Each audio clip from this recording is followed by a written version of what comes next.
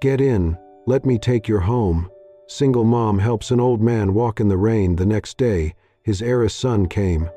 The rain was coming down in sheets, slapping hard against the windshield like a warning. Streetlights blurred in the downpour as Lila Thompson squinted through the streaked glass. Her old sedan groaned with every turn, windshield wipers squealing as they struggled to keep up. The hour was late, almost midnight, and the silence in the car was broken only by the rhythmic breathing of her 5-year-old daughter, Maya, curled up in the back seat in her pink dress, asleep with her small shoes dangling off the edge of the seat. Lila's blonde hair was pulled back into a low, tired knot. Her waitress uniform still smelled faintly of grease and coffee. She was exhausted, her back aching from another long shift at the all-night diner.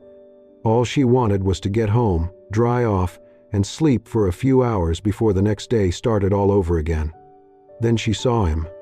At the edge of the sidewalk, barely visible in the downpour, an elderly man stood hunched under the weight of the storm. He had no umbrella, no raincoat, just a soaked wool blazer clinging to his thin frame. One hand gripped a lamppost for balance, and the other trembled as he looked down at a phone, clearly dead or without service. Lila's foot eased off the gas. She hesitated.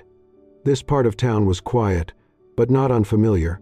Still, helping strangers in the middle of the night was something the world had taught her to be careful about. Her hands tightened around the steering wheel. But then she saw his shoulders shake, not from the cold, though he was clearly freezing, but from fatigue, maybe even fear. Lila sighed softly and pulled the car over. She rolled down the passenger window halfway. Cold rain blew in immediately. "You okay out here?" she called out. The man turned slowly, blinking through the water dripping from his brow. His voice was hoarse but calm. I got turned around. My phone died. I thought I could make it, but I am not as young as I used to be." Lila studied him. His clothes were soaked through, shoes covered in mud, but there was something dignified in the way he held himself. Not just old, but gentle, lost. She leaned over, unlocked the door, and gave a small nod. "Get in," she said quietly. "Let me take you home." He hesitated for just a moment. Then, with a slight nod of thanks, he opened the door and lowered himself into the seat. Rainwater pooled on the floor mat beneath him. Lila turned the heater up, though she knew it barely worked. The silence between them was broken only by the sound of the storm until the man spoke again, his voice a little clearer now. "You did not have to stop," he said. "I know," Lila replied, keeping her eyes on the road. "But I could not just drive past someone's grandpa melting in the rain." That earned a faint chuckle. "Walter," he said after a pause. "My name is Walter." "Lila," she responded. "And the sleeping beauty in the back is Maya." Walter turned slightly, smiling at the little girl curled up peacefully. "She reminds me of someone, long ago." They drove in silence for a few blocks before Lila asked for his address. When he gave it, her eyes widened slightly. It was in one of the most affluent neighborhoods on the edge of town. Still, she said nothing. As they approached the gated street, she followed his quiet directions until they reached a large brick home nestled behind trimmed hedges and glowing porch lights. The rain had not let up. Lila parked and glanced at the walkway. A wide puddle had formed just in front of the steps. Walter made a move to open the door. "Wait," Lila said gently. She stepped out first, dashed around the car, and opened his door for him. Then she carefully led him around the puddle, her hand under his arm to steady him. She walked him up to the front door and did not leave until she saw the lights turn on inside. Walter turned to her before stepping in. His eyes, though weary, were kind. "You never asked who I was," he said softly. Lila shrugged. Did not seem important. He smiled, deeply moved. She nodded once, then turned and walked back to her car, rain soaking her hair, the faint glow of his porch light behind her. It had been a long night, but for the first time in a while, Lila felt like she had done something right. The morning came far too soon. After getting home close to 2 a.m., Lila had only managed a few hours of restless sleep. Her bones still ached from the long shift, and the storm still echoed faintly in her ears. The soft snores of Maya in the next room were the only comforting sound as she shuffled around her small apartment, half awake. By 6:45, she was out the door again, clutching Maya's tiny hand and a pink umbrella. Maya, in her signature pink dress and matching backpack, gave her mom a sleepy smile as they walked through puddles toward the local daycare. Lila kissed her forehead, lingered a little longer than usual at the door, and then sprinted back to her car. She was already late. The diner where she worked stood on a busy corner of town, small, greasy, always a little too loud. Lila had worked there for 4 years. She knew the menu by heart, could refill coffee without looking, and had smiled through sore feet more days than she could count. She burst through the back door of the kitchen, wet hair plastered to her forehead, her uniform still damp from yesterday's storm. Her apron was bunched under one arm as she tied it in a hurry. She was 15 minutes late. "Carter!" The manager's voice snapped like a whip across the kitchen. Lila froze. Steve Simmons, the manager, was standing by the counter, arms folded tightly across his chest. His eyes were already narrowed. "I warned you," he said loudly enough for the customers to hear. "I know, I'm so sorry." Lila rushed forward, breathless. "There was this man last night. He was lost in the rain.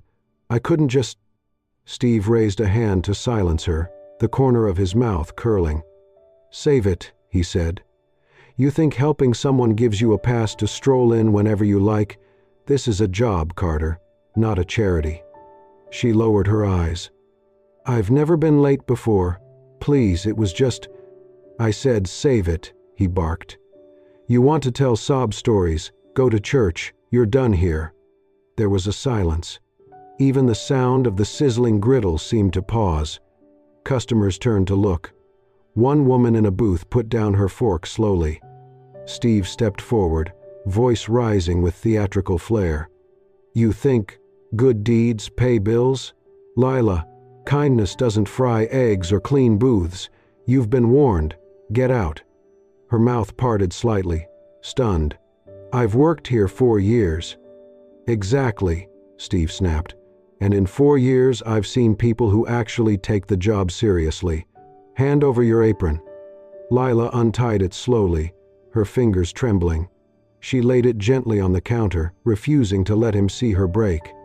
She turned to leave. "Wait," Steve added with a mocking grin. "Try not to be late to your next charity gig." A few customers chuckled under their breath. Others looked away, uncomfortable. Lila walked through the front of the diner, past the booths she'd served for years, past the coffee station where she always kept extra sugar for the regulars. She did not notice the older man sitting alone in the far corner booth, watching quietly behind silver-rimmed glasses. Walter Weston stirred his tea slowly, his gaze fixed not on the menu, but on Lila's retreating figure. Outside, Lila paused under the diner's awning. The sky was overcast again, her shoes were soaked through, her hands clenched at her sides. She had done the right thing last night. She was sure of it. But today, it cost her everything. Behind the glass, Walter reached for his wallet, placing a generous tip on the table. Then, without a word, he rose and walked toward the exit. His eyes followed the woman in the rain. The story was just beginning. It was nearly noon when the knock came. Lila stood at the sink, rinsing a spoon, still dressed in her faded jeans and a loose gray t-shirt. Maya was coloring quietly at the small kitchen table, humming to herself, oblivious to her mother's worn expression. The knock came again, firm but not forceful. Lila wiped her hands on a dish towel, hesitant. No one ever came by unannounced. She opened the door. A man stood on the porch, tall, early 30s, clean-cut with a calm presence that caught her off guard. He wore a navy coat, rain still clinging to the shoulders. His eyes, a shade of thoughtful blue, met hers directly. "Miss Thompson?" he asked. "Yes," she replied, cautious. "I'm Julian Weston. My father is Walter." She blinked. It took her a moment. "The man from the storm." He gave a slight smile. "That's the one."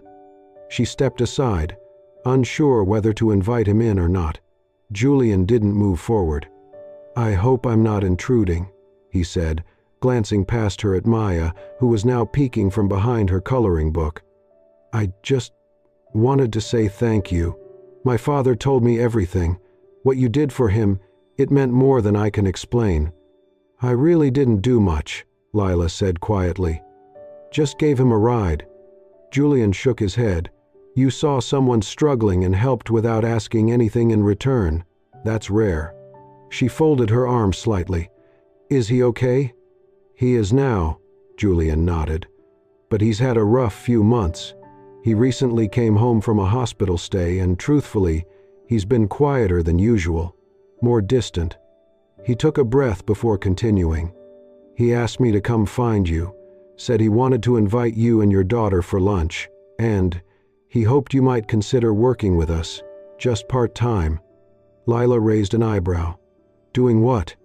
"Nothing medical," Julian quickly clarified. "He doesn't want a nurse. He wants someone kind, someone who'll sit with him, help with tea, maybe read to him, remind him to take his medication. Light things. He says being around you made him feel human again." Lila hesitated, glancing at Maya, then back at Julian. "I appreciate it, but I don't have the credentials for something like that." Julian's voice softened. "You don't need a degree to make someone feel cared for." There was a silence, broken only by the soft scratching of Maya's crayons. "I'd pay you properly," Julian added. "Flexible schedule, 3 afternoons a week, if that works for you." Lila looked down at her bare feet, then up again. She had just lost her job. Rent was due next week. Groceries were already getting tight. But it wasn't just the money. There was something sincere in Julian's voice, something grounded, no pity, no agenda, just a quiet offering of a different path. She nodded slowly. 3 days a week. I can try." Julian smiled, relieved. "Thank you. He'll be thrilled." From the kitchen, Maya's small voice piped up, "Can I come too?" Lila laughed under her breath. "I think we'll have to ask Mr. Walter." Julian glanced at Maya, then back to Lila, and said warmly, "I think he already has his answer." He handed Lila a small folded note, an invitation written in Walter's handwriting, elegant and old-fashioned. She held it gently, her heart unexpectedly full. As Julian stepped off the porch, he turned once more. "You gave him something he hadn't felt in a long time," he said. "Hope." Lila closed the door behind her and looked down at the note in her hand. For the first time in days, she smiled. It was a quiet Saturday afternoon when Lila and Maya arrived at the Weston estate for their first visit as more than just guests. The large, ivy-covered home stood tall and elegant, but not intimidating in the way Lila had feared. The front door opened before she could knock. Walter greeted them with a warm smile, dressed in a cozy cardigan and soft slippers. "You came," he said simply, as if he had doubted it until this very moment. Julian stood behind him, his sleeves rolled up, a dish towel over his shoulder. The faint scent of rosemary and baked bread drifted from the kitchen. "I cooked," he said, almost awkwardly. Walter chuckled. "By cooked, he means he supervised the oven." Julian smiled faintly, then stepped aside and gestured. "Come in." The dining room was simple, not lavish, just a long oak table with 4 place settings, fresh flowers in a mason jar at the center. Maya climbed into her chair without hesitation, legs swinging. Julian, without a word, pulled out the chair for Lila, then gently placed a small piece of roasted chicken on Maya's plate, adding a spoonful of mashed potatoes. Lila noticed the quiet attentiveness, how he checked the temperature of the food before offering it to the child, how he poured water for everyone before serving himself. Walter watched them from across the table, eyes misting slightly. Midway through the meal, he reached across the table, placing his hand gently on Lila's. "You reminded me who I was, before the money," he said. Lila blinked, unsure what to say. Then quietly, she answered, "Sometimes all you can offer is a ride home, but it might be everything to someone." After dinner, while Maya drew pictures at the coffee table, Lila followed Walter into his study. The job began simply. She read aloud from his favorite book of short stories. Later, she helped him fold some linens, made a pot of chamomile tea, and sat beside him in the sunroom while he talked about his late wife, about raising Julian alone, about the long pauses of loneliness wealth could not fill.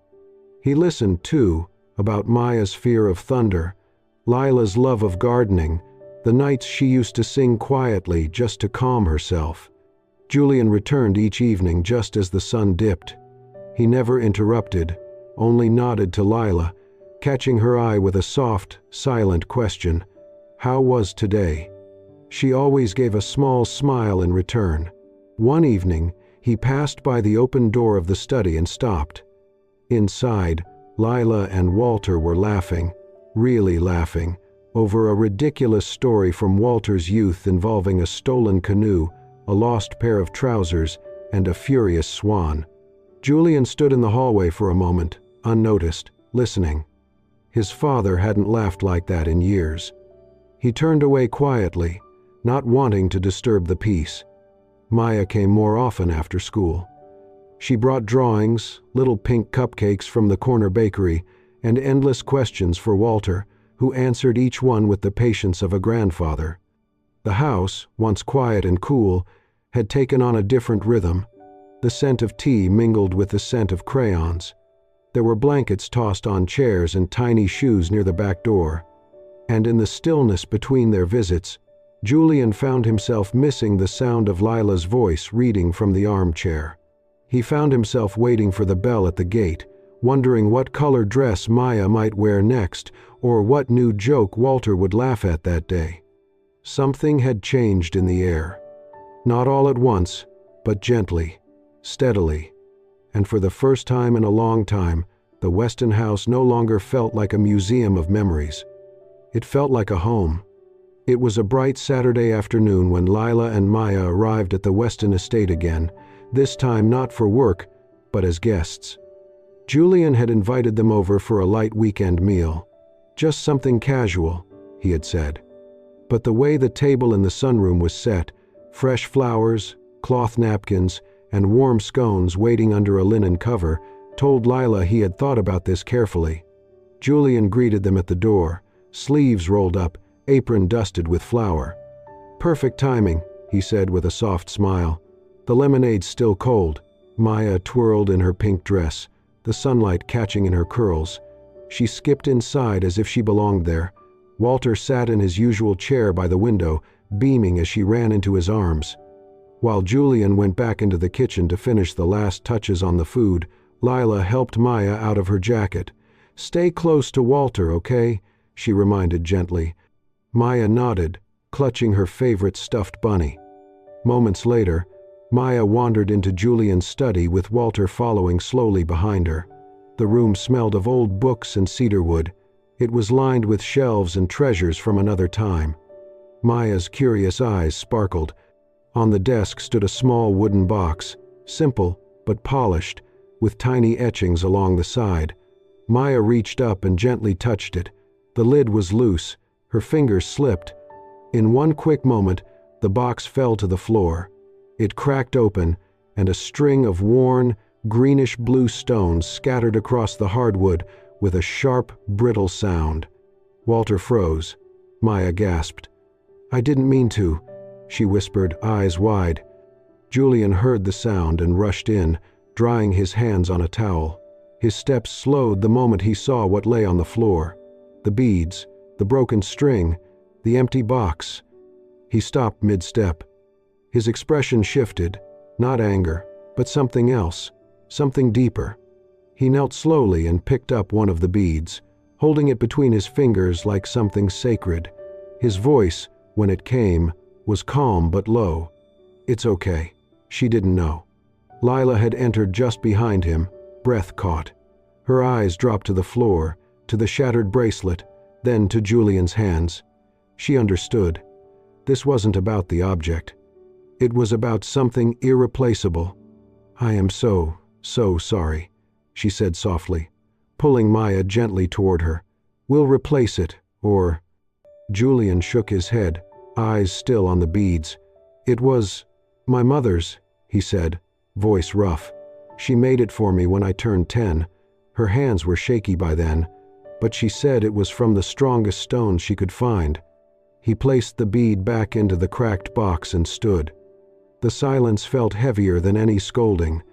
Walter placed a hand on his son's shoulder, but Julian just gave Lila a small, tight nod. "It's all right, really." But the warmth in his voice was gone. Lila offered to help clean up, but Julian declined. "Thank you for coming," he said politely. "I should probably finish up some things." He didn't mention the food waiting on the table, didn't ask them to stay, and that was answer enough. Lila helped Maya with her coat again, her heart heavy. As they walked toward the car, Maya looked up at her mother, small voice trembling. "Mommy, did I do something bad?" Lila crouched down and wrapped her arms around her daughter. "No, sweetie," she whispered, stroking her hair. "You just didn't know. It was an accident." She didn't say more. She couldn't. The drive home was quiet. Behind them, in the house full of untouched food and fading sunlight, the broken bracelet remained on the desk, silent, small, and full of memory. It had been 4 days since Lila last stepped foot near the Weston estate. She had texted Walter that morning after the accident, her message careful and apologetic. "I think it's best you find someone else to assist you, Mr. Weston. Maya didn't mean to, but I understand that what she broke can't be replaced. I'm sorry. I truly am." Walter didn't reply right away, and when he did, it was only 2 words, "You matter." But Lila still didn't return. Julian had read the exchange on his father's phone. He didn't blame her, not really. But the silence in the house since they left had settled in like fog, thick and unshakable. The house was too quiet. He found himself looking toward the garden window at the exact time Maya used to arrive. He noticed things he hadn't before, how the light in the hallway felt colder without the sound of her laughter, how the dining room table stayed set but unused. Walter noticed it too. One afternoon he said gently, "You've been staring out that window for 20 minutes, son." Julian shrugged, not looking up from his coffee. "Just thinking." It rained that afternoon.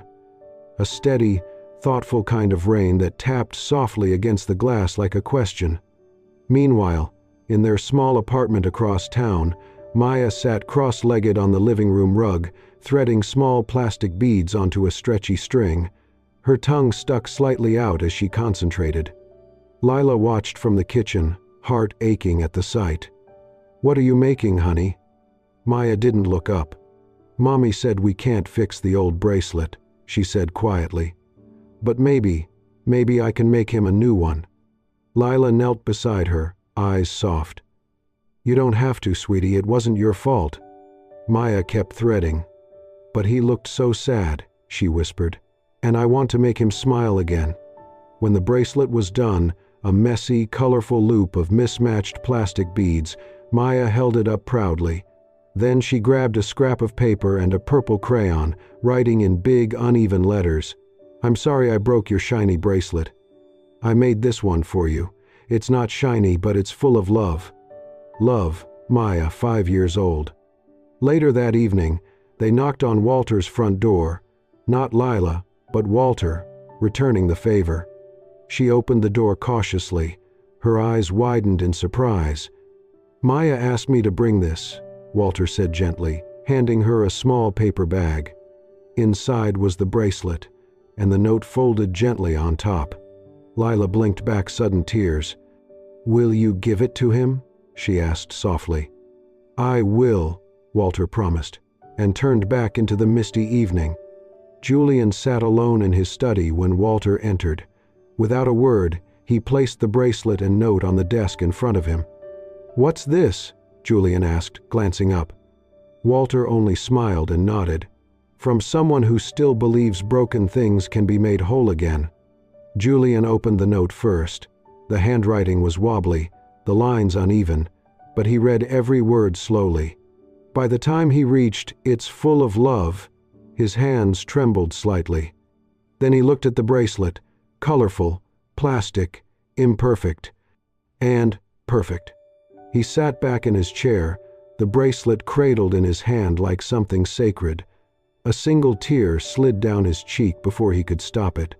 The grief that had lived quietly in him for years shifted. For the first time, he wasn't crying because he missed his mother.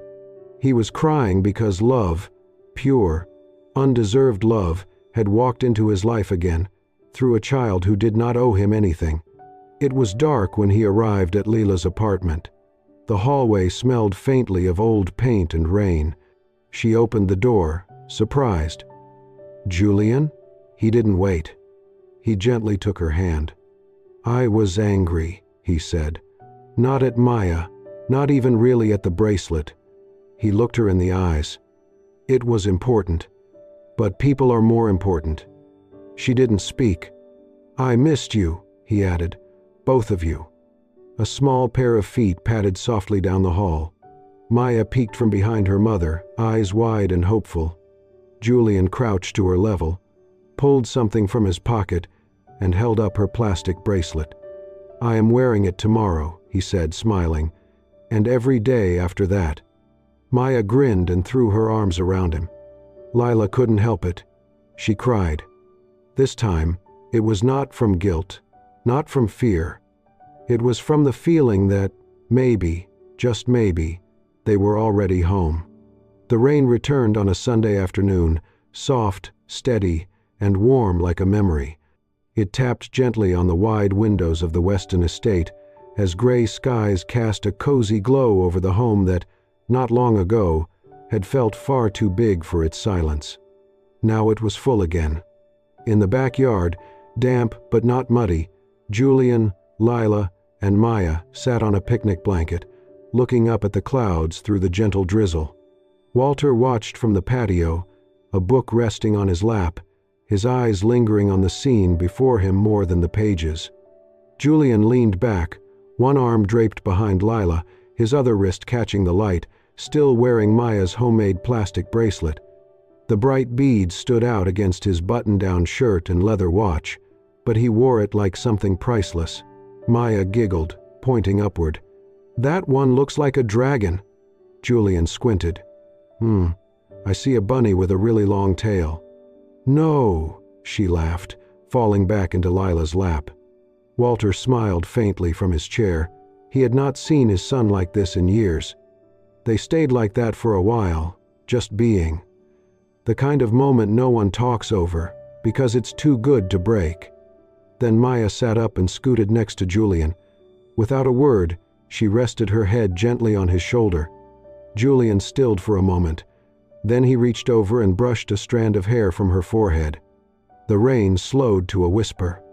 And then, quietly, Maya asked, "If we stayed here forever, would you be my daddy?" The question dropped like a pebble into still water, soft, but impossible to ignore. Lila froze. She opened her mouth, ready to gently scold her daughter, but the words never came. Julian turned slightly to look at the little girl beside him. Her eyes were wide but not uncertain. She meant it. He smiled, not out of amusement, but from something deeper. He cupped her small cheek with his hand and said softly, "That would be an honor." Lila blinked fast, swallowing the lump in her throat. Maya grinned and hugged him tight. Later that evening, as the sky turned from silver to a muted purple, Julian drove Lila and Maya home.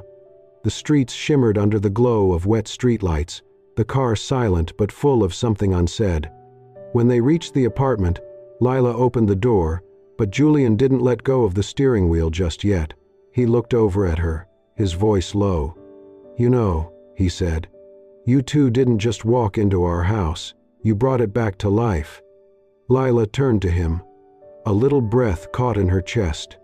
"I think we needed each other more than we realized," she whispered. Julian nodded, then looked in the rearview mirror. Maya had already fallen asleep, her head leaning softly to one side.